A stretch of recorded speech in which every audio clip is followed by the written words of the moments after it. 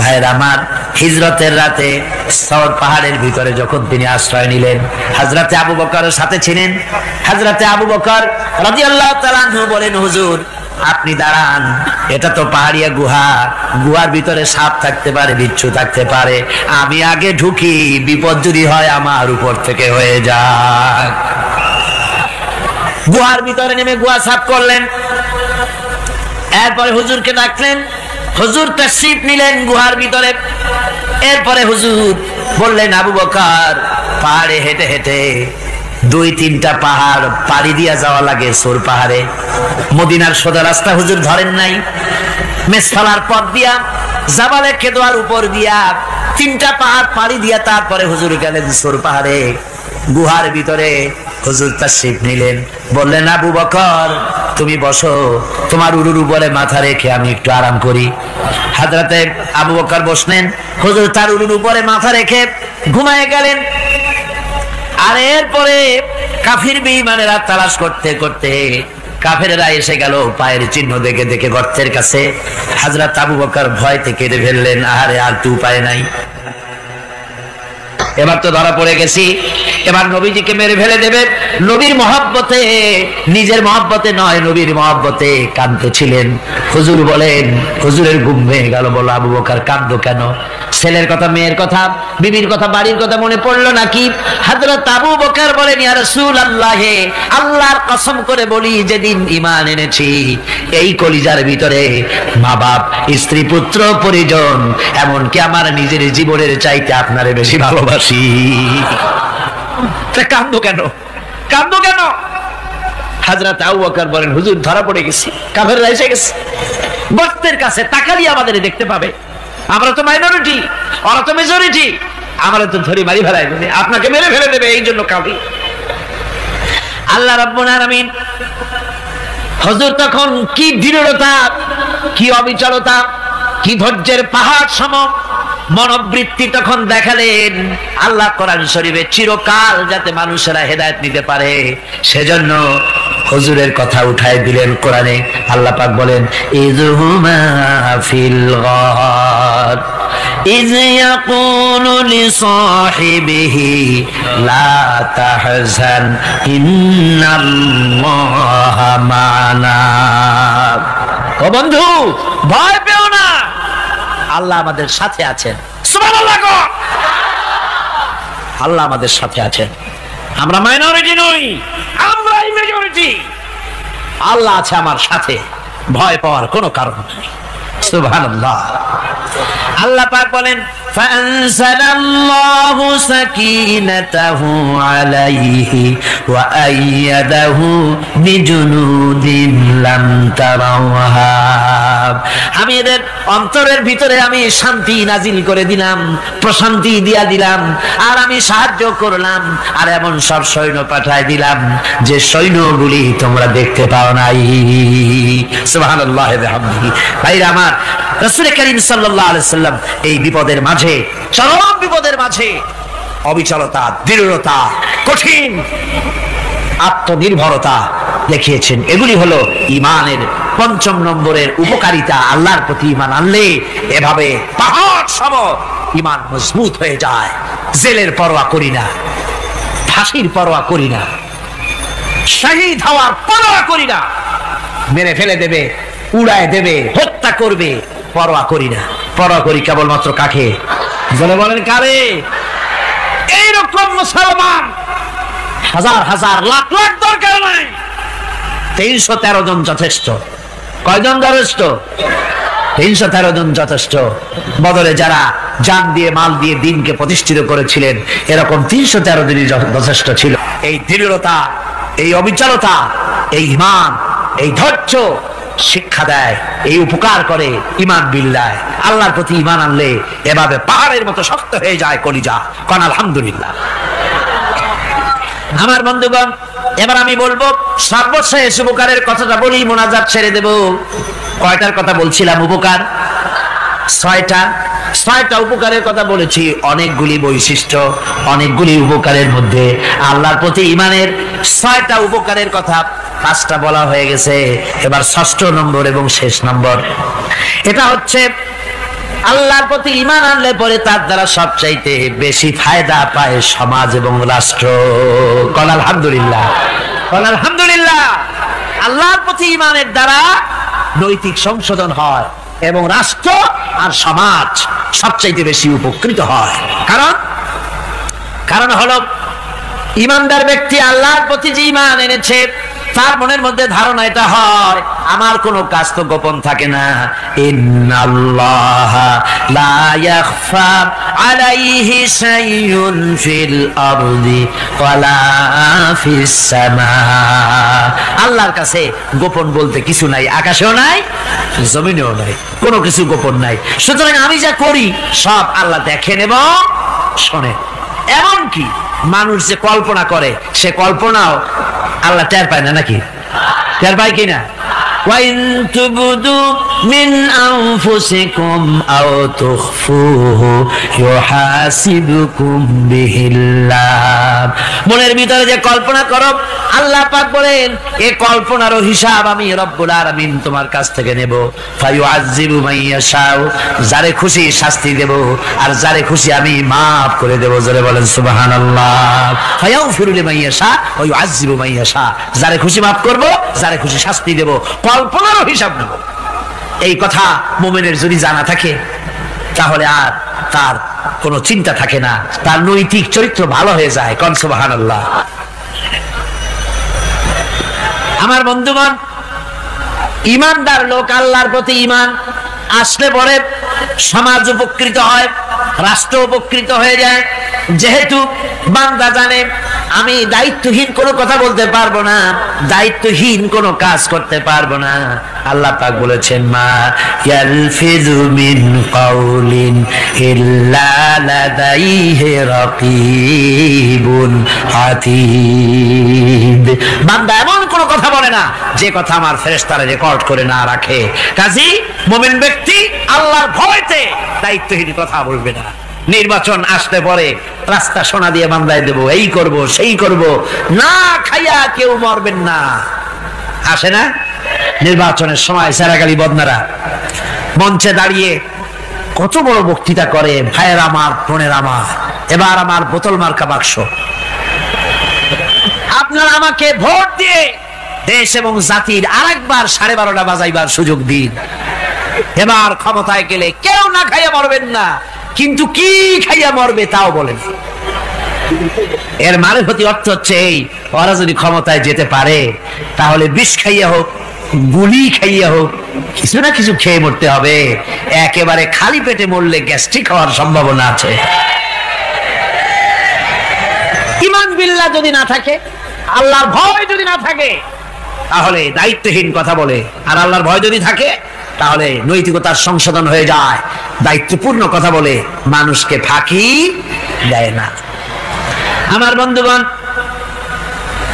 আল্লাহ রাব্বুল আলামিন তার বান্দা যারা আল্লাহকে ভয় করে, সে ভয় করা বান্দাগুলির মনের মধ্যে এই চিন্তা এসে যায়, আমি যেখানে থাকি না কেন আল্লাহ আমাকে দেখতেছেন, শুনতেছেন, রাতে হোক দিনে হোক যেখানে আছি আল্লাহ আমারে দেখতেছেন।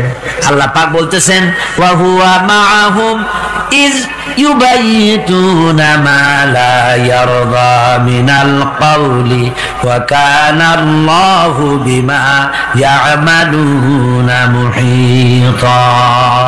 আল্লাহ পাক বলেন আমি তো আমার বান্দার নিকটে তখনও থাকি যখন সে গোপনে গোপনে রাতের বেলায় আমার মর্জির খেলাফ পরামর্শ করে।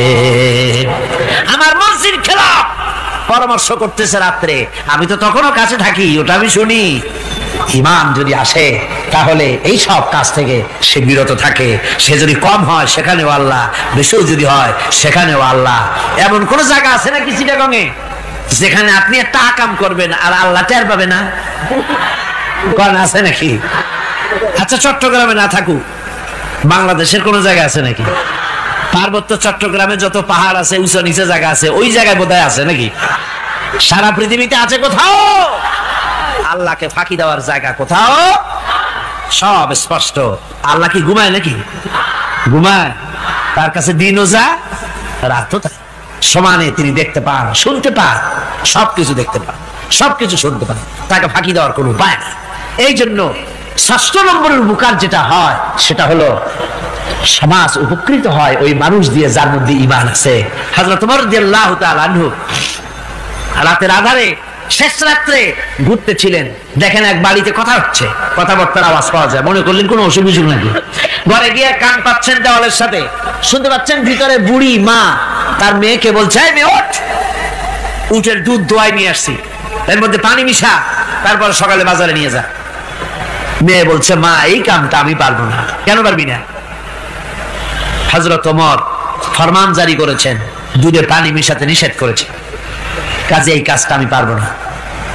আরে বেটি, আমিরুল মুমিনিন দেখ এখন কোথায় যায়, ঘুমায় আছে, সে কি দেখতেছে নাকি যে পানি মিশাই নাকি মিশাই? মেয়ে বলতেছে, মা আমিরুল মুমিনিনকে ফাঁকি দেওয়া যেতে পারে, তার পুলিশ বাহিনীকে ফাঁকি দেওয়া যেতে পারে, কিন্তু আল্লাহ রাব্বুল আলামিনের চোখকে ফাঁকি দেওয়া যাবে না। হযরত ওমর এই কথা শুনে বাড়ি চলে গেলেন, আর নিজের ছেলেকে ডেকে বললেন, ছেলে আমার, অমুক জায়গায় একটা বাড়ি আছে, সেখানে একটা যুবতী মেয়ে আছে, ওই মেয়েটার বিয়ে হয়েছে কিনা শোনো, যদি বিবাহ না হয়ে থাকে তুমি তোমার নিজের বিয়ের প্রস্তাব দাও। আমিরুল মুমিনিন এই মেয়েটা সুন্দরী কেমন, স্বাস্থ্য কেমন কিছুই দেখলেন না, দেখলেন তাকওয়া। কি দেখলেন? আল্লাহর ভয়। আল্লাহর ভয় যখন একটা জাতির মধ্যে আসে, পুলিশ লাগে না, পুলিশের কাজ কমে যায়। ৬০,০০০ সৈন্য তাদের অশ্ব নিয়ে, তাদের উষ্ট্র নিয়ে, তাদের মালপত্র নিয়ে, জিহাদের সামান নিয়ে শ্রাবণের খরস্রোতা নদী, উত্তাল তরঙ্গমালায় ভরা নদীর উপর থেকে এই সাহাবীরা পাড়ি দিয়ে ওপার চলে গেলেন। ওপার যাওয়ার পরে হযরতে সাদ বলছেন, তোমাদের কেউ কি হারায় গেছে নাকি? সবাই এদিক ওদিক তাকায়, খুব করে বলল, মানুষ তো দূরের কথা, একটা উট আর ঘোড়াও একটাও হারায় যায় নাই। একজন বলল, আমার একটা পেয়ালা, যে পেয়ালা আমি পানি পান করতাম, সেই পেয়ালাটা তুফানে ছিটকে কোথায় চলে গেছে, ওইটা হারায় গেছে। হযরতে সাদ বলেন, মুজাহিদের কোন জিনিস দরিয়া নিতে পারে না, অবশ্যই তা ফেরত আসবে। এই কথা তিনি বলতেছিলেন, হঠাৎ করে দরিয়ার কিনারে একটা আওয়াজ হলো, দেখা গেল তুফানের ভিতরে সেই হারানো বাটিটা তাদের মধ্যে বেরিয়ে এসেছে। আল্লাহু আকবার! মুজাহিদদেরকে সাহায্য করেন স্বয়ং আল্লাহ রাব্বুল আলামিন। আফ্রিকার জঙ্গলের কাছে ভিন্ন ইতিহাস, জঙ্গলের কাছেই মুসলমানদেরকে থাকতে দেওয়া হয়েছিল। মনে করা হয়েছিল জঙ্গলের সমস্ত হিংস্র প্রাণীরা এই মুসলমানদের শেষ করে দেবে, যুদ্ধ করা লাগবে না। হযরতে সাদ সে অবস্থা বুঝতে পারলেন, তিনি একটা মঞ্চ তৈরি করলেন। সেই মঞ্চের উপরে দাঁড়ায়া জঙ্গলের প্রাণীদের দিকে লক্ষ্য করে তিনি নোটিশ জারি করে দিলেন, বললেন, ইয়া আইয়াতুহাল হাশারাত ওয়াস সিবাউ নাহনু আসহাবু রাসূলুল্লাহ সাল্লাল্লাহু আলাইহি ওয়াসাল্লাম। হে জঙ্গলের হিংস্র প্রাণীরা, আমরা আল্লাহ রাসূলের সাহাবী, ফাইন্না নাজিলুনা ফামান ওয়াজাদনা বাদাহু কাতালনাহু। আমরা রাসূলের সাহাবী, এইখানে আল্লাহর দ্বীনকে কায়েম করার জন্য আমরা এসেছি, আল্লাহর কলেমার আওয়াজ নিয়ে আমরা এখানে রাত কাটাবো। সুতরাং এই জঙ্গলের ভিতরে হিংস্র প্রাণী যত আছো, সব আমাদের এই জায়গা ছেড়ে অন্যত্র চলে যাও। আফ্রিকার জঙ্গলি মানুষরা চিন্তা করলো, মানুষের কথা কি জঙ্গলি প্রাণীতে শোনে নাকি, পাগলে কয় কি? তারা তাকায় তাকায় দেখলো, হযরতে সাদের এই ঘোষণার পরে বাঘের কাতারে বাঘ, সিংহের কাতারে সিংহ, সাপের কাতারে সাপ, যার যার ডিম আর বাচ্চাগুলি মুখে কামড়ায়া সাহাবীদের এলাকা ছেড়ে দিয়ে তারা অন্যত্র চলে গেল। আমার মুসলমান ভাইরা, এই ছিল মুসলমানদের ইতিহাস। দিন প্রতিষ্ঠা করার কাজে মুসলমান এগোলে আল্লাহই মদত করেন। কে মদত করেন? এই অপরাধে বেলালকে তারা মেরেছে, তাকে ভাইরা ওরা হযরতে খাব্বাবকে বেঁধেছে, ওটির সাথে বেঁধে চতুর্দিক থেকে তীর নিক্ষেপ করছে, তরবারি মারতেছে, শরীরের গোশত সুবহানাল্লাহ পড়ে। হযরত আব্বাস রাদিয়াল্লাহু তাআলা আনহু বর্ণনা করছেন, সামি'তু রাসূলুল্লাহ সাল্লাল্লাহু আলাইহি ওয়াসাল্লাম ইয়াকুল, আইনান লা তামাসসুহান নারু আইনুন বাকাত মিন খাশিয়াতিল্লাহ ওয়া আইনুন বাতাত তাহরিসু ফি সাবিলিল্লাহ, রাওয়াহু তিরমিজি। হযরত ইবনে আব্বাস রাদিয়াল্লাহু তাআলা তিনি বলছেন, আমি রাসূলুল্লাহকে বলতে শুনেছি, আল্লাহর নবী বলেছেন, দুইটি চোখকে জাহান্নামের আগুন দুইটা চোখকে স্পর্শ করবে না।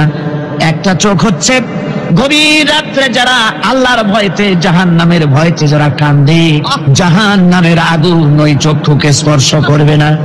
আর যারা দিন প্রতিষ্ঠার জন্য, আল্লাহর দিন কায়েমের জন্য ময়দানে যারা লড়াই করে, রাতের বেলায় পাহারা দেয়, ওই পাহারারত চোখের মধ্যে জাহান্নামের আগুন ওই চোখে স্পর্শ করবে না।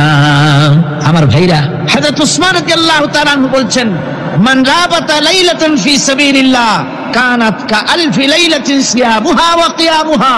হাজার রাত ধরে রোজা রাখলে, হাজার রাত ধরে ইবাদত করলে, আর হাজার দিন ধরে রোজা রাখলে যে সওয়াব হবে, একটা ঘন্টা একটা রাত যদি কেউ পাহারা দেয় আল্লাহর দ্বীনকে প্রতিষ্ঠার জন্য, আল্লাহর দ্বীনের কোন ইসলামী রাষ্ট্রের প্রহরায় যদি কেউ যদি থাকে, একটা রাতে পাহারা দিয়ে যে সওয়াব হবে, হাজার হাজার বছর ধরে নামাজ রোজা করে ওই সওয়াব পাওয়া যাবে না। সুবহানাল্লাহ।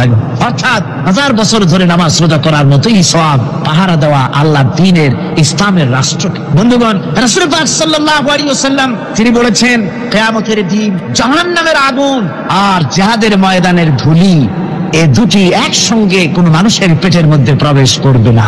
রাসূল পাক সাল্লাল্লাহু আলাইহি ওয়াসাল্লামের একটি হাদিস যা মিশকাত শরীফের মধ্যে বর্ণিত আছে।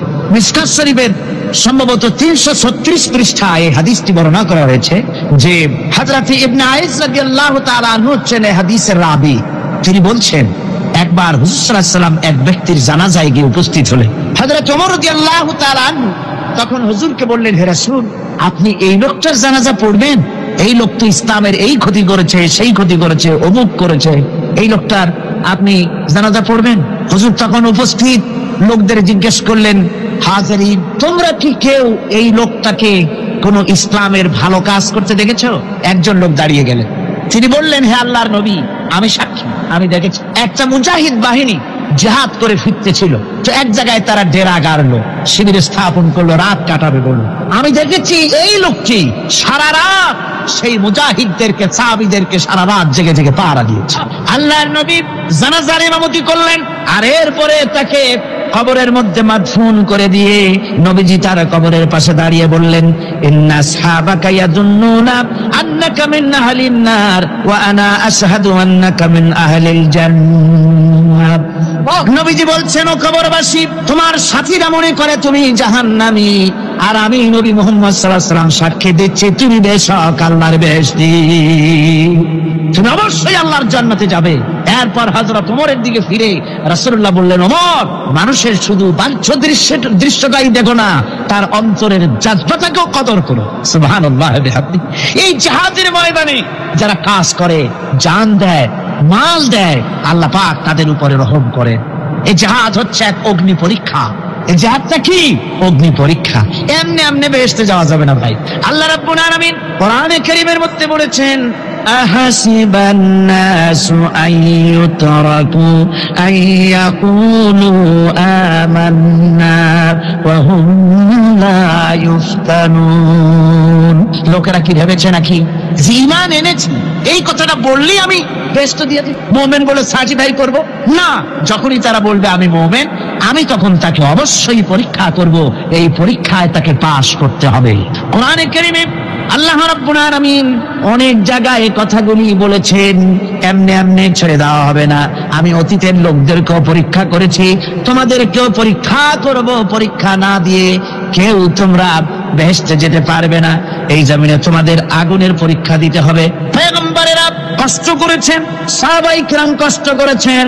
আল্লাহ রাব্বুল আলামিন তিনি বলছেন, আম হাসিবতুম আন তাদখুলুল জান্নাতা ওয়া লাম্মা ইয়াতিকুম মাসালুল লাযীনা খালাউ মিন ক্বাবলিকুম মাসাতুহুমুল বাসাউ ওয়াদ-দাররাউ ওয়া যুলজিলু হাত্তা ইয়াকুলার রাসূলু ওয়াল্লাযীনা মা'হু মাতা নাসরুল্লাহ আলা ইন্না নাসরাল্লাহি করিব। আল্লাহ রাব্বুল আলামিন বলেন, তোমরা কি মনে করেছো যে তোমরা বেহেশতে প্রবেশ করবে, অথচ তোমাদের পূর্বে যারা এই পৃথিবীতে এসেছিল তাদেরকে আমি যেমন পরীক্ষা করেছি ওরকম পরীক্ষা এখনো তোমাদের উপরে আসে নাই, ওরকম বিপদও আসে নাই, মুসিবতও আসে নাই। এমন বিপদ এসেছিল নবীদের উপরে, সাহাবায়ে কিরামদের উপরে, যে বিপদে মানুষ চচ্চরিত হয়ে গিয়ে নবী এবং তার সাথী সঙ্গীরা এ কথা তারা মুখ থেকে বেরিয়ে গেছে, মাতা নাসরুল্লাহ, আয় আল্লাহ তোমার মদত কখন আসবে, তোমার মদত কখন আসবে, মার খেতে খেতে তো শেষ হয়ে গেল। এইভাবে যখন মার আসে চতুর্দিক থেকে আর মুমিনেরা ময়দানে পা জমায়ে টিকে থাকে দিন প্রতিষ্ঠার জন্য, আল্লাহ তখন খুশি হয়ে এক সময় ঘোষণা করে দিবেন, আল্লাহ ইন্না নাসরাল্লাহি কারীব, আর দেরি নাই, আমার মদত আমার সাহায্য তোমাদের জন্য অবধারিত। সুবহানাল্লাহ। আমার ভাইরা, বিষয়টা সহজ নয়। শুধু দুইটা সেজদা দিয়া, শুধু তাহাজ্জুদের কিছু নামাজ পড়িয়া আল্লাহর জান্নাতে যাওয়া এত সহজ নয়, রাস্তা খুব কঠিন, রাস্তা খুব। ये शहादत गाहे उल्फत में कदम रखना, ये शहादत गाहे उल्फत में कदम रखना, लोग समझते हैं आसान है मुसलमान होना। এটা হলো শাহাদাতের উত্তপ্ত ময়দানে পা রাখা। লোকেরা মনে করে ইসলাম গ্রহণ করা, মুসলমান হওয়া বুঝি বড় সহজ ব্যাপার। এত সহজ না। আমরা হানফি মাসলাকের লোক, ইমাম আবু হানিফার মাসলাক অনুযায়ী চলি। আমরা মনে করি বেহেশতে এমনি যাব, কিন্তু আমাদের ইমাম সাহেব কি করছেন ওই ইতিহাস আমাদের জানান। খাজা বাবার মহব্বতে অস্থির।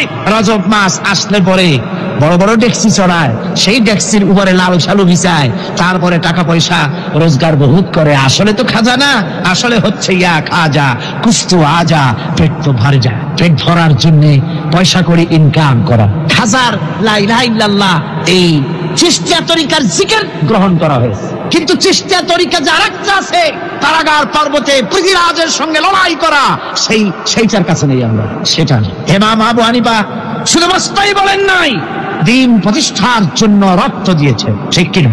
8 বছর, 8টি বছর পর্যন্ত কারারুদ্ধ ছিলেন।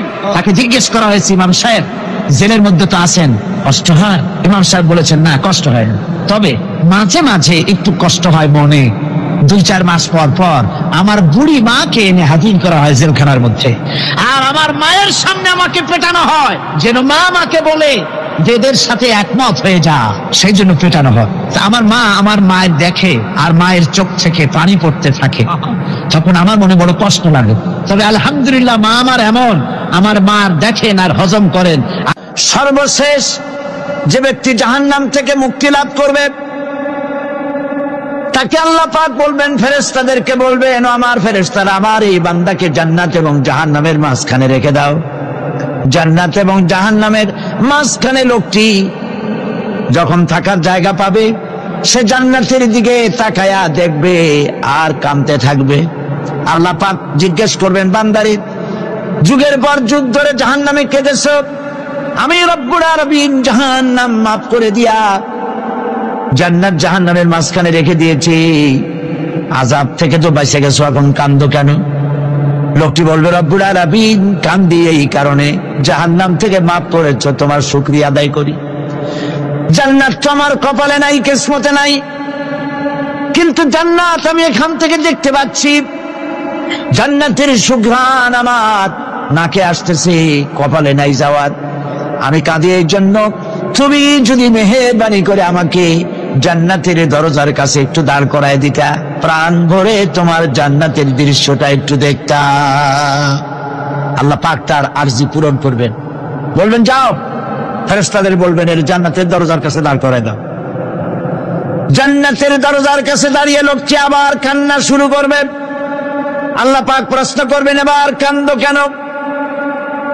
লোকটি বলবে, রব্বুল আলামিন কান্দি এই কারণে, জান্নাতের এই দরজায় দাঁড়াইয়া জান্নাতের অফুরন্ত নেয়ামত কিছুই ভালো করে দেখা যায় না, শুধু অল্প জায়গা দেখি।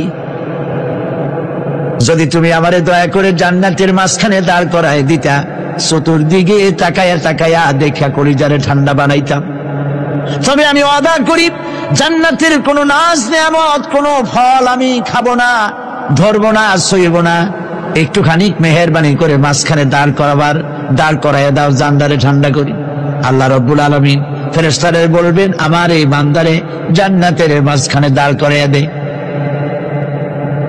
আল্লাহর নবী বলেন, জান্নাতের মাঝখানে দাঁড়িয়ে লোকটি আগের চাইতে আরো জোরে চিৎকার মেরে কাঁদতে থাকবে।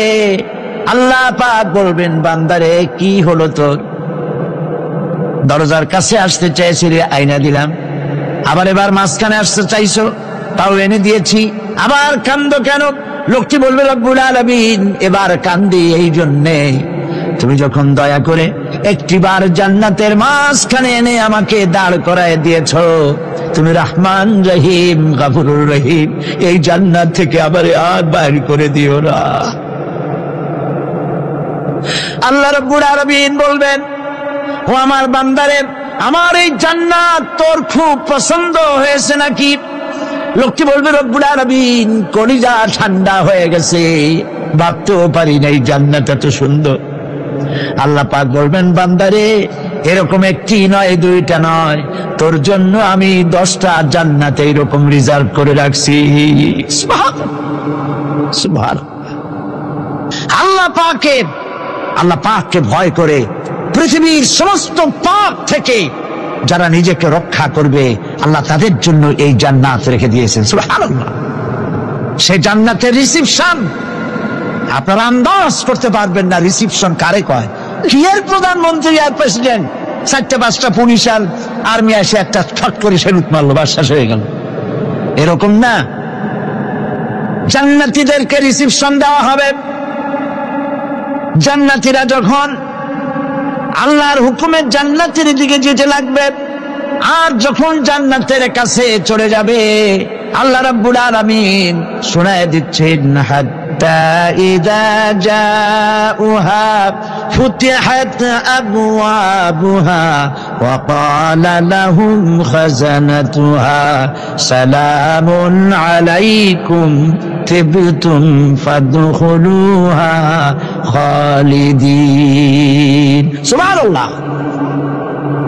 জান্নাতীরা যখন জান্নাতে প্রবেশ করার দরজার মুখোমুখি হবে, তার রক্ষীগণ তখন বলবে, সালামুন আলাইকুম, আল্লাহর শান্তি তোমাদের উপরে বর্ষিত হোক। সুবহানাল্লাহ। দুনিয়ার টাটকা সুখগুলি 2 পা দিয়ে ঠেলে দিয়েছ, টাটকা সুখগুলি গ্রহণ করো নাই, হারাম খাও নাই, আল্লাহর দ্বীন কায়েমের জন্য রক্ত দিয়েছো, জীবন দিয়েছো, কষ্ট করেছো, আল্লাহকে ভয় করেছো। আমাদের সালাম গ্রহণ করো, জান্নাতের মধ্যে ঢুকে যাও চিরকালের জন্য। সুবহানাল্লাহ। আর বাইরে হওয়া লাগবে না, চিরকাল এই জান্নাতের মধ্যে তোমরা বসবাস করতে পারবে। আল্লাহ রাব্বুল আলামিনের ফেরেশতারা বলে দিবে। জান্নাতের মধ্যে আল্লাহ পাক হুরদের সঙ্গে জান্নাতীদের বিয়ের ব্যবস্থা করে দিবেন। কোরআনে কারিমে আল্লাহ পাক বলেন, মুত্তাকিইনা আলা সুরুরিন মাসফুফাতিন ওয়া যাওয়াজনাহুম বিহুরিন ঈন। সামনাসামনি ভাবে সাজানো সারি সারি আসন সমূহের উপর তারা ঠেস লাগায় বসে থাকবে, আর আল্লাহ রাব্বুল আলামিন হুরদের সাথে জান্নাতীদের বিয়ের ব্যবস্থা করে দিবেন। যেসব হুরের সঙ্গে বিয়ে হবে তাদের আল্লাহ পাক বিবরণ দিচ্ছেন কি রকম হবে তারা। লাম ইয়াতমিসহুন্না ইনসু ওয়ালা জান, এর পূর্বে জিন এবং ইনসান এদেরকে কেউ স্পর্শ করে নাই। কি রকম তারা? কাআন্নাহুন্নাল ইয়াকুতু ওয়াল মারজান, যেমন ঝিনুকের ভিতরে মণিমুক্তা থাকে, এইভাবে আল্লাহ পাক তাদেরকে পবিত্র করে রেখে দিয়েছেন। আমার প্রিয় ভাইরা, আল্লাহ রাব্বুল আলামিন কোরআনে কারীমের ভিতরে বলেছেন, ফাবিআইয়ি আলা'i রাব্বিকুমা তুকাযযিবান। জান্নাত দান করে আল্লাহ পাক এবার জান্নাতীদেরকে সম্বোধন করে বলবেন, ইয়া ইবাদি লা খাউফুন আলাইকুমুল ইয়াওমা ওয়ালা আনতুম তাহজানুন। হে আমার বান্দারা, লা খাউফুন আলাইকুমুল ইয়াওম, আজ আর কোনো ভয় নাই। সুবহানাল্লাহ, সুবহানাল্লাহ। আজ আর কোনো ভয় নাই, কোনো চিন্তাও নাই, আরামে এই জান্নাতের মধ্যে বসবাস করো। এরপরে আল্লাহ পাক জিজ্ঞেস করবেন, ও আমার জান্নাতীরা, আমি যেসব ওয়াদা করছিলাম আমার ওয়াদা মোতাবেক সমস্ত নিয়ামত পেয়েছো? তারা বলবে হ্যাঁ পেয়েছি, সব নিয়ামত আপনার ওয়াদা মোতাবেক সব পেয়েছি। আল্লাহ রাব্বুল আলামিন বলবেন সব পাও নাই, ওয়ালাদাইনা মাজিদ, আমার কাছে আরো বেশি আছে। সুবহানাল্লাহ, আমার কাছে আরো বেশি আছে। জান্নাতীরা বুঝবে না সে আরো বেশিটা কি, এর থেকে আর বেশি কি। প্রিয় ভাই সব, নবী করিম সাল্লাল্লাহু আলাইহি সাল্লাম বলেছেন, জান্নাতের সুখ আর শান্তি কোন চোখ নাই যা দেখেছে, যা কোন অন্তঃকরণ নাই যা কল্পনা করতে পেরেছে। এই জান্নাত মুত্তাকিদের জন্য আল্লাহ রাখছেন। সুবহানাল্লাহ। জান্নাতীরা ভাবতেও পারবে না সেই নিয়ামতগুলি কি। প্রিয় ভাই সব, সেই মুহূর্তে আল্লাহর নবী মুহাম্মদুর রাসূলুল্লাহ সাল্লাল্লাহু আলাইহি ওয়াসাল্লাম বলবেন, রব্বুল আলামিন, আমার উম্মতেরা জান্নাতীরা বুঝতে পারে নাই আপনার কাছে কি নিয়ামত আরো বেশি আছে। আমার এই উম্মতেরা জান্নাতীরা আপনার ওয়াদা মোতাবেক সব পেয়েছে, কিন্তু একটি জিনিস এখনো তাদের কিসমতে হয় নাই। সেই জিনিসটা হলো, যারা তার রবকে না দেখে শুধু কোরআন আর হাদিসের কথা শুনে আরবের ঘুম হারাম করে তাহাজ্জুদের নামাজ আদায় করেছিল, চোখের পানি ফেলেছিল, যারা জান্নাত দেখে নাই, জাহান্নাম দেখে নাই, আপনাকে ভয় করে যারা জীবন পরিচালনা করেছিল, যারা আপনাকে দেখে নাই, না দেখে শুধু কোরআন হাদিস বিশ্বাস করে যারা অকাতরে নিজেদের জীবন বিলায় দিয়েছিল, এই জান্নাতীরা এখন পর্যন্ত তার রবকে দেখতে পারে নাই। আল্লাহ রাব্বুল আলামিন তার সামনে থেকে ৭০,০০০ পর্দা সরে যাবে। আল্লাহ পাক বান্দাদের আরজি পুরা করার জন্য জান্নাতীদের সামনে তিনি জালোয়া ফরজ হবে। কোরআন শরীফের ভিতরে আল্লাহ পাক বলে, জান্নাতীরা তারা আল্লাহর দিকে, জান্নাতীরা তার রবের দিকে তাকিয়ে থাকবে, আর রব তার বান্দাদের দিকে তাকায়া থাকবে। প্রাণ ভরে জান্নাতীরা রবকে দেখবে। সুবহানাল্লাহ, আল্লাহ পাককে দেখবে। প্রাণ খুলে আজ দোয়া করি, রব্বুল আলামিন, জান্নাতের যেই পরিবেশে, যেই জায়গায় তুমি দয়া করে তোমার গোলামদেরকে তুমি নিজেই দর্শন দিবে, দেখা দিবে। মনিব ও আমাদের রব, আজ এই বিশাল জনসমুদ্র নিয়ে তোমার দরবারে আবেগ ভরা কণ্ঠে বলি, যেই অনুষ্ঠানটি তুমি এমন মুবারক অনুষ্ঠান করবে যেখানে তুমি জান্নাতীদেরকে দেখা দিবে, ওই জান্নাতের কোনো একটি, ওই অনুষ্ঠানের কোনো একটি কোনায় কানায় আমাদেরকেও দাঁড় করাইয়া দেখান তো।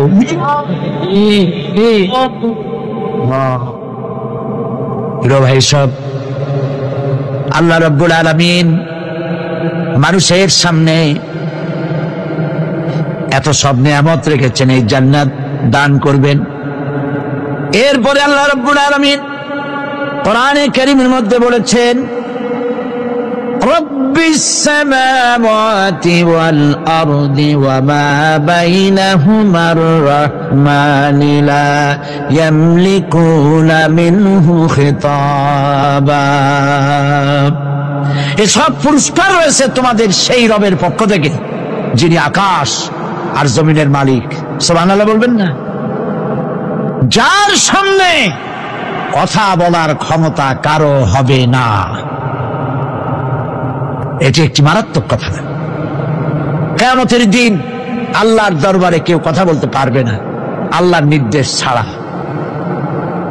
একটি আকীদা পরিষ্কার করে নিয়ে যান আপনাদের, সে আকীদাটা এভাবে পরিষ্কার করুন,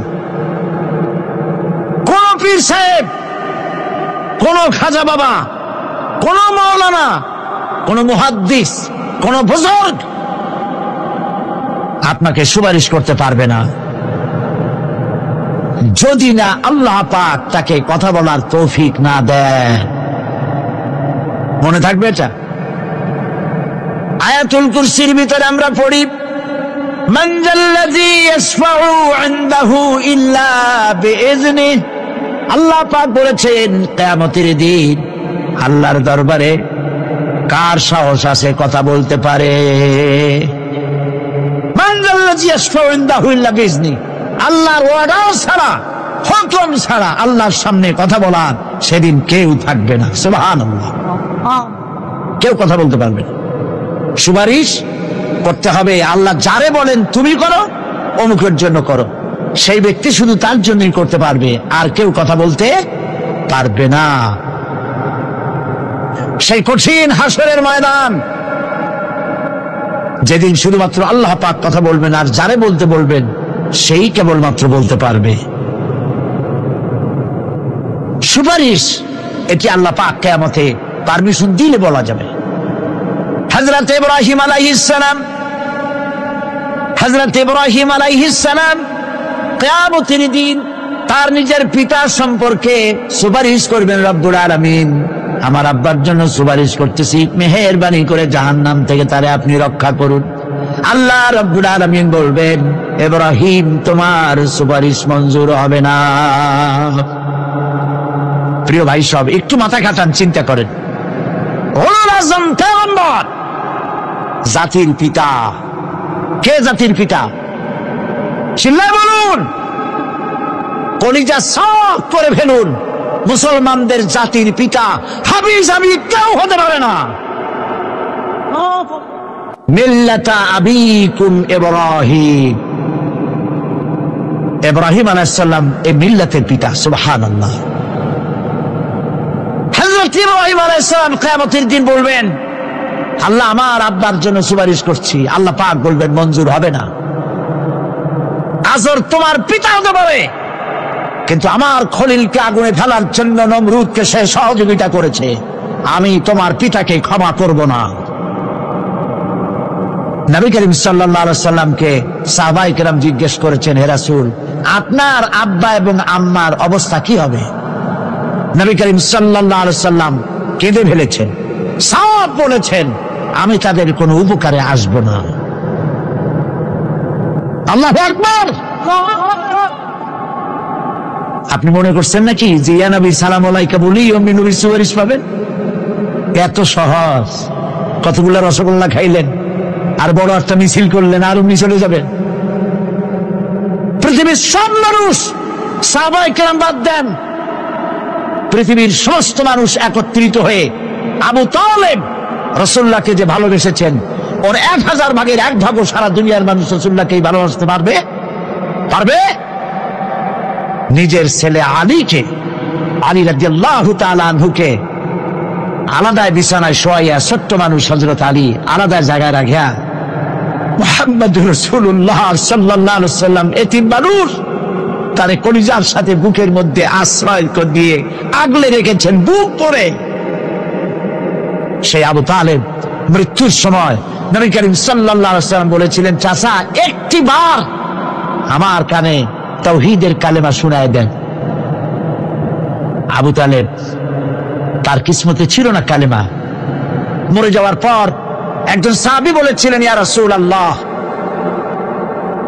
মৃত্যুর সময় আবু তালেবের মুখ আমি নড়তে দেখেছি, তিনি কালেমা পড়েছেন সম্ভবত। রাসূলুল্লাহ সাহেব বলেছেন, আমি শুনি নাই। এত ভালোবাসার পরও হাদিস শরীফে এসেছে আবু তালেব জাহান্নামে যাবে। কোথায় যাবে? জাহান্নামে। সবচাইতে কম আযাব হবে কার? আবু তালেবের। কম আযাবটা কি? হাদিস শরীফে এসেছে কম আযাব হলো জাহান্নামের আগুন দিয়ে 1 জোড়া জুতা তৈরি করে আবু তালেবের পায়ে পরিয়ে দেওয়া হবে। সেই জাহান্নামের আগুনের তৈরি করা জুতার তাপে আবু তালেবের মাথার ঘিলুগুলো টকবক করে বউ পড়তে লাগবে। এত ভালোবেসে যদি কিয়ামতে উপায় না হয়, আপনি ইয়া নবী সালাম আলাইকা, ইয়া রাসূল সালাম আলাইকা, আর কতগুলো জিলাপি খাইলেন, বড় একটা মিছিল করলেন। প্রিয় ভাই সব, এইসব বেদাত ছাড়ুন, এগুলি সুস্পষ্ট বিদআত। রাসূলুল্লাহকে ভালোবাসবেন, সাহাবীরা যেভাবে ভালোবেসেছেন ওইভাবে ভালোবাসবেন। আল্লাহ রাব্বুল আলামিন বলেন, যালিকাল ইয়াউমুল হক ফামান শাআ আত্তাখাযা ইলা রাব্বিহি মাআবা। এই দিনটি অবশ্যই আসবে, সেদিনটি নিশ্চিতভাবে আসবে। আর এখন যার ইচ্ছা সে তার রবের দিকে অগ্রসর হোক। ইন্না আনজারনাকুম আযাবান করিবান ইয়াওমা ইয়ানজুরুল মার'উ মা কদ্দামাত ইয়াদাহু ওয়া ইয়াকুলুল কাফিরু ইয়া লাইতানি কুনতু তুরাবা। ইন্না আনজারনাকুম আযাবান করিবা, খুব নিকটবর্তী একটি আযাব সম্পর্কে আমি তোমাদেরকে সতর্ক করে দিলাম। কে বলতেছেন? আল্লাহ পাক। লক্ষ্য করুন আল্লাহ কি বলছেন, খুব নিকটবর্তী একটি কঠিন শাস্তি, আযাব অর্থাৎ কিয়ামত, এ সম্পর্কে আমি তোমাদেরকে সতর্ক করে দিলাম। ইয়াউমা ইয়ানজুরুল মার'উ মা কদ্দামাত ইয়াদা, সেদিন প্রত্যেকটি লোক যা সে পাঠিয়ে দিয়েছিল এখানে, অর্থাৎ যা করেছিল সেগুলি সে দেখতে পাবে।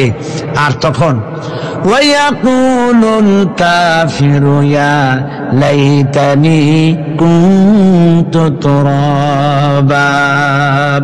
সেই কিয়ামতের ময়দানে অবস্থা দেখে কাফেরেরা বলবে, আহারে মানুষ না হইয়া যদি মাটি হইয়া যেতাম, যদি মাটি হতাম, যদি মানুষ না হয়ে না জন্মতাম, আজ এই হাসরের ময়দানে এইখানে এই বিচারের মুখোমুখি হতাম না, মাটি হইলে বরং অনেক ভালো হতো। এই পৃথিবীতে আমরা এসেছি, চলে যাব, যাওয়ার আগে এই কোরআন একটি বিশাল জনগোষ্ঠী এমন বানাতে চেয়েছে যে জনগোষ্ঠী এই কোরআন দিয়ে একটি বিশাল সমাজ গড়বে, রাষ্ট্র গড়বে, এমন রাষ্ট্র গড়বে যেই রাষ্ট্রে দুঃখ থাকবে না, অশান্তি থাকবে না, যেখানে সুখ থাকবে, সমৃদ্ধি থাকবে, আর কিয়ামতের দিন আল্লাহর জান্নাতে তারা চলে যাবে। তেমন একটি সমাজ কি আমরা চাই? সবাই বলেন, সেরকম একটি সমাজ কি আমরা চাই? প্রিয় ভাই সব, কিয়ামতের দিন আমরা যেতে চাই জান্নাতে। কোথায় যেতে চাই বলেন? জোরে বলেন। এই জান্নাতে যাওয়ার জন্য দুইটা কাজ করতে হবে। কয়টা কাজ? আল্লাহ রাব্বুল আলামিন বলেন, ফামান কানা ইয়ারজু লিকাআ রাব্বিহি ফালইয়ামাল আমালান সালিহান ওয়া লা ইউশরিক বিইবাদাতি রাব্বিহি আহাদা। আল্লাহ পাক বলেন, যে বাজারা আমার সঙ্গে দেখা করতে চায় কিয়ামতে, দুইটা কাজ করা লাগবে। বলেন কয়টা কাজ? একটা হলো নেক আমল। কি আমল বলেন? নেক আমল। নেক আমল কারে বলে? নেক আমল করতে হলে আবার দুইটা শর্ত লাগে। এক নম্বরে কাজটা করতে হবে আল্লাহরে খুশি করার জন্য। কারে খুশি করার জন্য? একটা মাদ্রাসা বানাইছি যাতে লোকেরা বলে যে বড় একটা মাদ্রাসা বানাইছে, এই জন্য মাদ্রাসা বানাবেন, মসজিদ বানাবেন, হসপিটাল বানাবেন, যা কিছু করেন নিয়ত হবে আল্লাহকে খুশি করা। নিয়ত হবে কারে খুশি করা? আল্লাহ পাককে খুশি করা। এই হলো নেক আমলের প্রথম শর্ত, কাজ হবে আল্লাহকে খুশি করার জন্য। দুই নম্বরে কাজটি হতে হবে সুন্নতে নববী সাল্লাল্লাহু আলাইহি ওয়াসাল্লামের উপরে। মনে থাকবে, দাড়ি রাখবো। কেন রাখবো? রাসূলের সুন্নাত। রাখবো কারে খুশি করার জন্য? আল্লাহকে খুশি করার জন্য। রাখবো কার মতো? রবীন্দ্রনাথের মতো, কার্ল মার্কসের মতো, কবির মতো নয়। রাখতে হবে কার মতো? নবীর মতো। বুঝে নেন, কাজটা হতে হবে আল্লাহকে খুশি করার জন্য। দুই নম্বরে কাজটা হতে হবে সুন্নতে নববী সাল্লাল্লাহু আলাইহি ওয়াসাল্লামের উপরে হতে হবে। তাহলে এই হলো এক নম্বর। জান্নাতে যাওয়ার জন্য, আল্লাহর সাথে দেখা করার জন্য এক নম্বরের কাজ হলো নেক আমল। বলেন এক নম্বরের কাজ কি? দুই নম্বরের কাজ ওয়ালা ইউশরিক বিইবাদাতি রাব্বিহি আহাদা। আল্লাহ রাব্বুল আলামিনের ইবাদতের সাথে কাউকে শরীক স্থাপন করা যাবে না। আমরা যারা মুসলমান, অধিকাংশ মুসলমান শিরকের ভিতরে মুবতলা হয়ে আছে। বিশ্বাস করেন কিনা বলেন? কাফেররা তো মুশরিক আছেই, ওরা তো মুশরিক আছেই, কিন্তু আমরা মুসলমানেরা আমাদের আমলের মধ্যে আমাদের অজান্তে সবের নিয়তে অনেক শিরক আমরা করে বসি। নাউজুবিল্লাহ, বলেন নাউজুবিল্লাহ। এই জন্য আমি বারবার সতর্ক করি, নিজেকেও করি, আপনাদেরকেও করি। এই কারণে করি, শিরকের গুনাহ আল্লাহ মাফ করবেন না।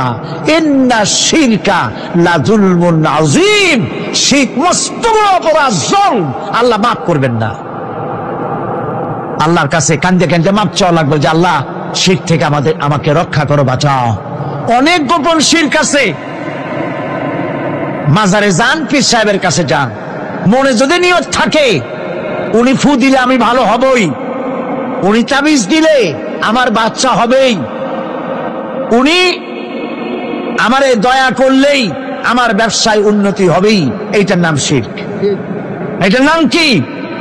ওয়াইজা সাআলতা ফাসআলিল্লাহ ওয়াইজা ইসতাআনতা ফাসতাইন বিল্লাহ। যা বলার আল্লাহরে বলো, আর যা চাওয়ার কার কাছে চাও? চিল্লায় বলেন।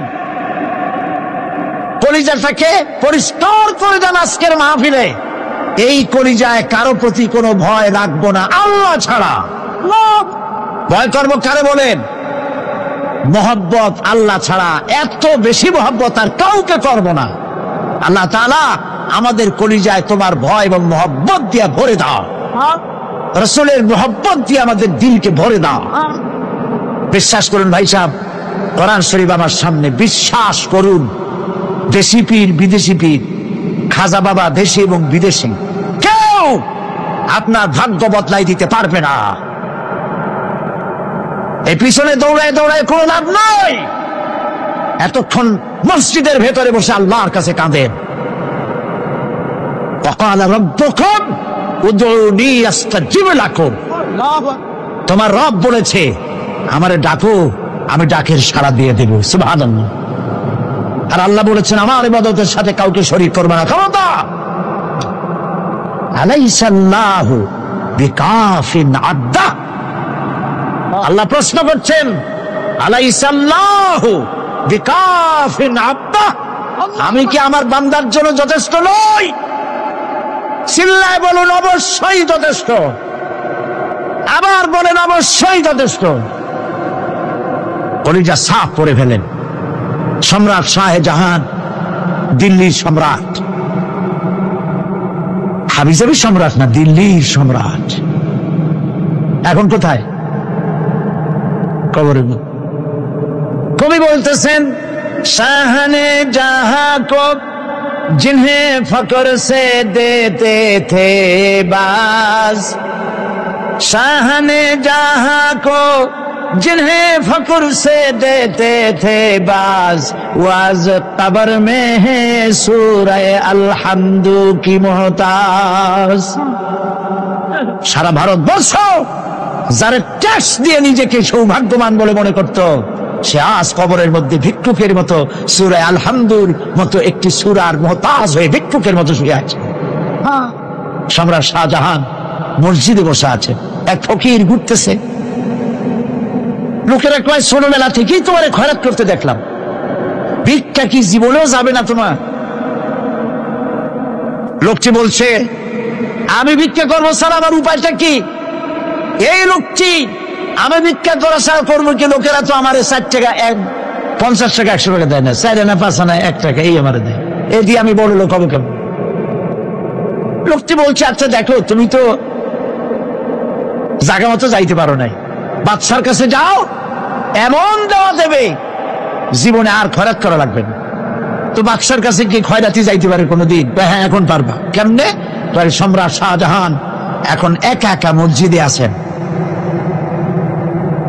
তখনকার এসব বাদশারা অনেকে নামাজি ছিলেন, দিনদার ছিলেন। ফকির দরজার কাছে দাঁড়াইয়া দেখতে পাচ্ছে কেউ নাই, দেহরক্ষীরা দূরে দূরে দাঁড়ানো। বাদশাহ মসজিদের ভেতরে বসে হাত তুলে ঝুলতেছে আর কাঁদতেছে, চোখের পানি দিয়া দাঁড়িয়ে ভিজে ভিজে পড়ছে। এই দৃশ্য অনেকক্ষণ দেখলো ফকির। কিছুক্ষণ পর সম্রাট শাহজাহান মসজিদ থেকে বেরিয়ে আসছে। ফকির বলছে, আসসালামু আলাইকুম হুজুর। তিনি বললেন, ওয়ালাইকুম আসসালাম, চলে গেল। বাদশা বলল, আমার কাছে তো কেউ আইসা কিছু না চাইয়া তো যায় না, এরে দেখলাম খয়রাতির মতো কিছু চাইলো না, বেটা ভয় করলো নাকি? আমি আদিকে আসো। আসছে। ভয় পাইছো? কয় না, ভয় পাইনি। তো কিছু যে চাইলে না? ফকির বলছে, জাহাপানা সত্যিই কিছু চাইতে আসছিলাম। তারপর চাইলে না কেন? ফকির বলছে, জাহাপানা সারা জীবন ভিক্ষা করেছি, আর আজ দিল্লির সম্রাটের কাছে বেশি পাওয়ার লোভে এসেছি না, কিন্তু আপনার দশা দেখা আমার জ্ঞানের চোখ খুলে গেছে। আমি লক্ষ্য করে দেখলাম, আমি সম্রাটের কাছে চাইতে এসেছি, হাত তুলি নাই, বিনয় প্রকাশ করি নাই, চোখের পানি ফেলি নাই, কিন্তু লক্ষ্য করে দেখলাম দিল্লির সম্রাট আমার চাইতেও বড় ভিক্ষুকের মতো। আবার কোন সম্রাটের কাছে হাত তুলে কান্দে? আমার জ্ঞানের চোখ খুলে গিয়েছে, আমি বুঝতে পেরেছি সম্রাট কান্দে যেই সম্রাটের কাছে, তারে ছাড়া আর কারো কাছে জীবনে চাইব না। এই কথাই সূরা ফাতিহায় প্রত্যেকদিন পড়ি, বুঝি না কি পড়ি। ইয়াকা না'বুদু ওয়া ইয়াকা নাস্তাঈন। আয় আল্লাহ, একমাত্র তোমার গোলামি করি আর তোমার কাছে সাহায্য চাই, তুমি ছাড়া কারো কাছে সাহায্য চাই না। কলিজা সব করুন, কোন মরা পীর, কোন জিন্দা পীর আপনার মনের আশা পুরা করতে পারবে না, পারবে না, পারবে না। ওয়াসি সেদিন শপথ নিয়েছিলেন, রব্বুল আলামিন, আমি জাহালাতের কারণে যেই বল্লম দিয়ে ইসলামের একজন শ্রেষ্ঠ সন্তানকে আমি শহীদ করে ফেলেছিলাম, আমি বুঝতে পারি নাই, ওই বল্লমটা আমি হেফাজতে রেখে দিয়েছি। তুমি আমার এই দোয়া মঞ্জুর করো, আমি যেন এই বল্লম দিয়ে এই পৃথিবীর নিকৃষ্ট ইসলামের কোন দুশ্মনকে যেন আমি শেষ করে দিতে পারি। আল্লাহ পাক দোয়া তার মঞ্জুর করে নিলেন। মুসাইলামা কাযযাবের বিরুদ্ধে হযরত আবু বকর সিদ্দিক রাদিয়াল্লাহু তাআলা আনহু যে বাহিনী পাঠালেন, হযরত ওয়াসি সেই বাহিনীর মধ্যে ছিলেন। আর তিনি সেই বল্লমটা দিয়ে, যে বল্লম দিয়ে তিনি হযরত হামজাকে শহীদ করেছিলেন, সেই বল্লমটা দিয়েই ইসলামের নিকৃষ্ট শত্রু মুসাইলামা কাযযাবকে দুনিয়া থেকে তিনি বিদায় করে দিলেন। দাউদ আলাইহিস সালামকে আল্লাহ রাব্বুল আলামিন এমন মুজিজা দিলেন, তিনি যখন লোহা মুঠো করে ধরতেন হাতের ভিতরে, লোহা পানি হয়ে হাতের ফাঁকের মধ্য দিয়া তা পড়ে যেত পানি হয়ে। এভাবে মুজিজা তাকে দেওয়া হলো। সুলাইমান আলাইহিস সালামের মুজিজা ছিল, তক্তার উপরে বসতেন, ইঞ্জিন লাগতো না, মেশিন লাগতো না, বিনা ইঞ্জিনে বিনা মেশিনে তক্তা হাওয়ার উপরে উড়ে সারা পৃথিবী ঘুরে আসতেন। ঈসা আলাইহিস সালামের মুজিজা ছিল, জন্মদের চোখের উপরে হাত বুলিয়ে দিতেন, সঙ্গে সঙ্গে চোখ তার ভালো হয়ে যেত। আবার কুষ্ঠ ব্যাধিগ্রস্ত লোকের গায়ে হাত বুলিয়ে দিলে তার শরীর ভালো হয়ে যেত। এটা ছিল তার মুজিজা। রাসূল পাক সাল্লাল্লাহু আলাইহি ওয়াসাল্লামের সময় মুজিজা, তার সময় প্রভাব ছিল সাহিত্যের। সাহিত্য আর কবিত্বের এত বেশি প্রভাব বিস্তার হলো, তারা কবিতা লিখে লিখে রচনা করে করে কাবা শরীফে লাগাই দিত। পারলে এই কবিতার সাথে মোকাবেলা করো এই চ্যালেঞ্জের। আল্লাহ রাব্বুল আলামিন সেই সময় কোরআনে কারীমকে অবতীর্ণ করে দিলেন।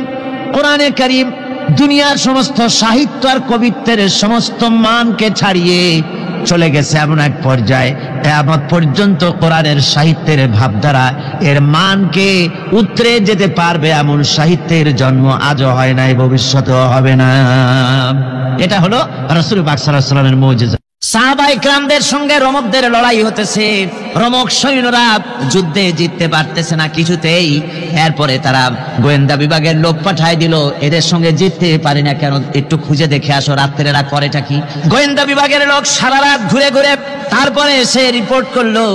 এরপরে এসে তাদের প্রধানের কাছে রিপোর্ট করলো, আমরা যে যার কাছে গিয়েছিলাম দেখে এলাম, হুম বিল্লাইলি রাহবানুন ওয়া বিন্নাহারি ফুরসানুন, আমরা দেখে এলাম যাদেরকে দিনের বেলায় প্রচন্ড শক্তিশালী, বীর যোদ্ধা রূপে যাকে যুদ্ধ করতে দেখেছি ময়দানে, রাতের বেলায় দেখলাম গিয়া একেবারে নিতান্ত ফকিরের মতো কেউ তো সেজদায় পড়ে কাঁদতেছে, কেউ আবার তেলাওয়াত করতেছে, চোখ দিয়া পানি পড়তেছে, আবার কেউ নামাজ পড়তেছে, আবার কেউ হাত তুলে রেখেছে তাদের প্রভুর দরবারে, চোখের পানিতে তাদের চোখ বুক ভেসে যেতেছে।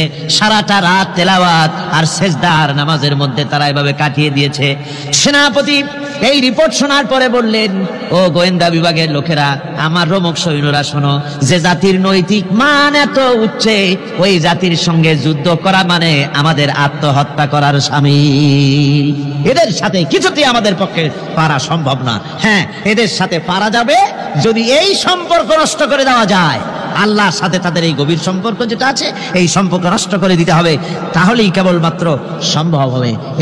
এদের নৈতিক চরিত্র ধ্বংস করার জন্য প্রচেষ্টা চালাও, তাহলে হয়তো আমরা কামিয়াব হতে পারব। আমার বন্ধুগণ, সামান্য স্যান্ডেলের ফিতা গাছা যদি ছেড়ে যায়, মানুষের কাছে চাইও না, আল্লাহ রব্বুল আলামিনের দরবারে হাত পাতো।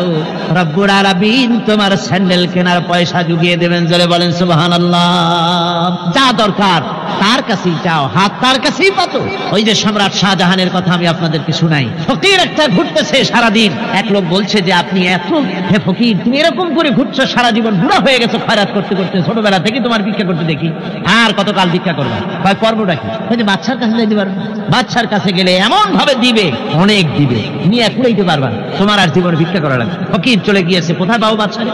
দেখো মসজিদে পাবা। এখন তিনি নামাজ চলে গিয়েছে, সেখানে মসজিদের বারান্দায় দাঁড়ায় দেখে সম্রাট শাহজাহান হাত পেতে মোনাজাত করতেছেন, চোখের থেকে পানি পড়ে দাড়ি ভিজে ভিজে পড়ে। মোনাজাত শেষ করে বাদশা যখন বাইরে নেমেছেন, তখন ফকির তাকে সালাম দিয়ে চলে যান। বাদশা বলছেন, তুমি আমাকে সালাম দিয়ে চলে যাচ্ছ, তুমি তো ভিক্ষুক, আমার কাছে তো সমস্ত ভিক্ষুকই আমার কাছে চায়, ভিক্ষুক তো ভালো, ধনীরাও আমার কাছে চায়, তুমি ভিক্ষুক মানুষ আমার কাছে চাইলে না, সালাম দিয়ে চলে যাও। ফকির বলতেছেন, যা পানা, সত্যি কিছু চাইতে এসেছিলাম, কিন্তু আমি আপনাকে দেখার পরে আমার চিন্তার পরিবর্তন হয়ে গেছে। আমি তাকিয়ে তাকিয়ে দেখলাম মসজিদের ভেতরে আমি চাইতে এসেছি দিল্লির সম্রাট শাহজাহানের কাছে। যেই সম্রাট, দিল্লির সম্রাট যার কাছে আমি চাইতে এসেছি, আমি তো দাঁড়ায় আছি, কান্দি না, কিন্তু আমি দেখতেছি যার কাছে আমি চাইতে এসেছি তিনি যেন আবার কোন সম্রাটের কাছে আমার চাইতেও দারুণ ভিক্ষুকের মতো হয়ে চোখের পানি ফেলে ভিক্ষা চাইতেছে। মনে মনে ভাবলাম, মানুষের কাছে ভিক্ষা চাইবো না কোনদিন আর। বাদশা কান্দে, যেই বাদশার কাছে, ওই সম্রাটের সম্রাট, রাজা ধীরাজ, আল্লাহর কাছে ছাড়া কারো কাছে জীবনে আর হাত পাতবো না। হযরত আবু হুরায়রা রাদিয়াল্লাহু তাআলা আনহু একবার রাসূল করিম সাল্লাল্লাহু আলাইহি ওয়াসাল্লামের দরবারে কাঁদতেছিলেন। হুজুর জিজ্ঞেস করলেন, আবু হুরায়রা তুমি কাঁদো কেন? হযরত আবু হুরায়রা বলেন, হুজুর আমার মা আমাকে মেরেছে, আমি সেই জন্য কাঁদতেছি। হুজুর বলেন, মা তোমাকে মারলো কেন? কোনো বেয়াদবি করেছো নাকি? তিনি বললেন, না কোনো বেয়াদবি করি নাই, তবে মারলো কেন? হযরত আবু হুরায়রা বলেন, হুজুর আমার মা হচ্ছেন মুশরিকা, আমার মা কাফের। আমি অনেক রাত হয়েছিল বাড়ি ফিরতে, আমার মা জিজ্ঞেস করলো, এত রাত কোথায় ছিলি? আমি বললাম, মা তাম পৃথিবী যে কদম মোবারক চুমতে পারলে নিজেকে ধন্য মনে করে, আমি সেই রাসূলের দরবারে ছিলাম, আসতে দেরি হয়ে গেছে। ইয়া রাসূলুল্লাহ, আপনার নাম শোনা মাত্র আমার মায়ের গায়ে আগুন জ্বলে গেল। সহ্য করতে না পেরে আমাকে মায়ের আরম্ভ করে দিল। বলল, আবু হুরায়রা, হয় আমার বাড়ি ছাড়বি, না হয় মুহাম্মদ সাল্লাল্লাহু আলাইহি ওয়াসাল্লামের ঘর ছাড়বি, কোনটা করবি কর। আমি বললাম, মা তোমার গায়ে যত শক্তি আছে সমস্ত শক্তি দিয়ে তুমি আমাকে প্রহার করো, আমি তামাম তোমার বাড়িটা সুদ্ধা তামাম দুনিয়া ছেড়ে দিতে পারি, কিন্তু রাসূল পাক সাল্লাল্লাহু আলাইহি ওয়াসাল্লামের কদম মোবারক ছাড়তে পারি না। ভাইরা আমার, হযরতে আবু হুরায়রা কাঁদতেছেন। আল্লাহর নবী বলেন, তুমি কাঁদো কেন? তোমার মা তোমাকে মেরেছেন, আমি এখানে কি করব? এখানে তো আমি কোনো দখল আন্দাজ করতে পারি না, আমি কি করতে পারি? এখানে ইন্টারফেয়ার তো আমি করতে পারি না, মা তোমারে মেরেছে। হযরত আবু হুরায়রা বলেন, ইয়া রাসূলুল্লাহ, মায়ের বিরুদ্ধে কোনো নালিশ করার জন্য আপনার কাছে আমি আসি নাই, বলে কেন এসেছো? হযরত আবু হুরায়রা বলেন, হুজুর এসেছি এই জন্যে, আমি জানি আপনি যদি আল্লাহর দরবারে কোনো ব্যাপারে দোয়া করেন আল্লাহ রাব্বুল আলামিন তা মঞ্জুর করে নেন। আপনি মেহেরবানি করে আমার মায়ের হেদায়েতের জন্য আল্লাহর কাছে দোয়া করুন। হুজুর সাল্লাল্লাহু আলাইহি ওয়াসাল্লাম দুহাত উঁচু করলেন, বললেন আল্লাহুম্মা ইহদি উম্মা আবি হুরায়রা, আয় আল্লাহ আবু হুরায়রার মাকে তুমি হেদায়েত নসিব করে দাও। এই দোয়া রাসূল করতেছেন, হুজুরকে দোয়ার মধ্যে ফেলে রেখে আবু হুরায়রা দৌড় আরম্ভ করেছে বাড়ির দিকে। পেছন থেকে কয়েকজন সাহাবী তারা দৌড়ে গেল। আবু হুরায়রা দৌড়ায় কেন? এত ভদ্র মানুষ, কোনো সময় কারো সাথে রাগারাগি করে না, দৌড়ায় কেন? নিশ্চয়ই কোনো বিপদ বুঝি হয়ে গিয়েছে, পিছন থেকে জামা টেনে ধরেছে। কি হয়েছে, দৌড়াও কেন? হযরত আবু হুরায়রা বলেন, আমার জামা ছেড়ে দাও, আমাকে দৌড়াতে দাও। আমি দৌড়াইয়া বাড়ি পৌঁছে গিয়ে দেখতে চাই আমি আগে দৌড়ে বাড়িতে গেলাম না নবীজির দোয়া আমার আগে আমার বাড়ি পৌঁছে গেল। কোনটা হলো আমি সেটা দেখতে চাই। হযরত আবু হুরায়রা দৌড়াতে দৌড়াতে ঘরের কাছে গিয়ে নক করেছে। ভিতর থেকে আওয়াজ এলো, কে? কিছুক্ষণ পর মা আমার বেরোলেন, মাথার চুল দিয়া পানি পড়তেছে, বুড়া মানুষ। মা আমার কাছে এসে বলল, বাবা তোমাকে মারার পর আমি বড় অনুতপ্ত হয়েছি, মনে মনে অনুশোচনা করেছি, আরে আমার ছেলে তো কোনো খারাপ জায়গায় যায় নাই, কোনো খারাপ মানুষের কাছে যায় নাই, মারলাম কেন? বড় অনুতপ্ত হয়ে গেছি আমি।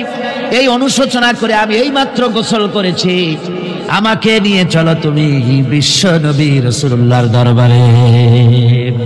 আমার ভাইরা, রাসূল পাক সাল্লাল্লাহু আলাইহি ওয়াসাল্লাম আল্লাহর নবী এমন এক মহান সত্তা ছিলেন যে তিনি দোয়া আল্লাহর দরবারে হাত উঁচু করতে দেরি আছে, কিন্তু দোয়া কবুল হতে দেরি নাই।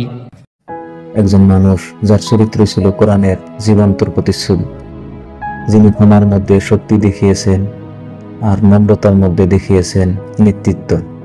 একজন মা যেমন মমতাময়, একজন বাবা যেমন দায়িত্ববান, ঠিক তেমনি করে তিনি ছিলেন মমতার শ্রেষ্ঠ উদাহরণ। তিনি কারো জন্য ভয় ছিলেন না, বরং আশ্রয় ছিলেন। অশান্তির সময় শান্তি, অন্ধকারে আলোর দিশা। তিনি ছিলেন প্রিয় নবী মুহাম্মদুর রাসূলুল্লাহ সাল্লাল্লাহু আলাইহি ওয়াসাল্লাম। একটি নাম, একটি চরিত্র, একটি যুগান্তকারী জীবন। সুপ্রিয় দর্শক, এই ভিডিওটি যদি আপনাদের ভালো লেগে থাকে তাহলে একটি লাইক দিন, চ্যানেলটিতে নতুন হলে সাবস্ক্রাইব করে দিন, আর আপনাদের মূল্যবান মন্তব্যটি লিখতে ভুলবেন না। আজকের মতো এই পর্যন্তই। আসসালামু আলাইকুম ওয়া রাহমাতুল্লাহ।